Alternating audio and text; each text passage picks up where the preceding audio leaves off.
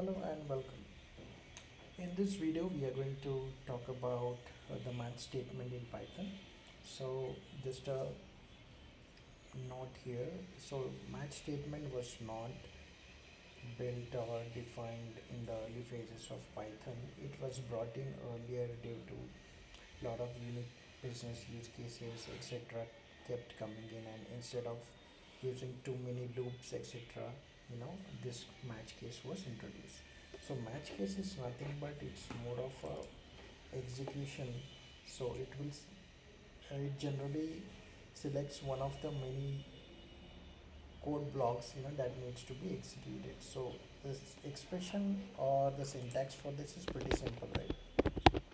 It is match expression followed by the respective case code block, right? So let's try an example. So we will try an example of a payment gateway example, right? Like let's say I take a variable, I make it success. What we are going to do is, if we are going to print if the payment status is successful, etc., you know um, bring the print the respective thing, right? So I'm taking the match status, then what I'll do is I'm going to add a first case of success.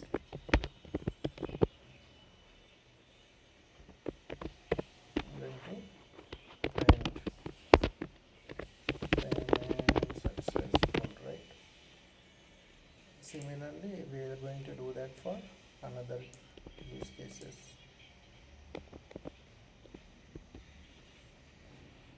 So this is failed. Then let's do it for pending as well. Pending, right?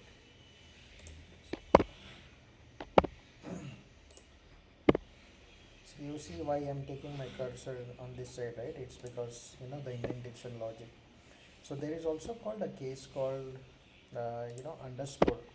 So underscore is nothing but it is a default use case.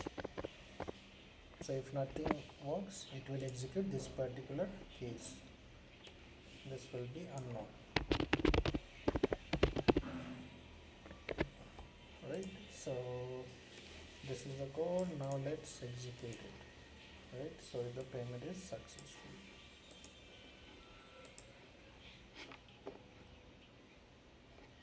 Now we can do it in another way also, right? We can do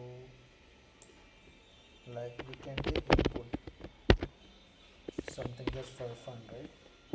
Enter the status. Now let's see. Now I'm entering the status as pending. It will say enter the status as pending, right? Now let's say I'm writing another one, right? And I'll execute another one.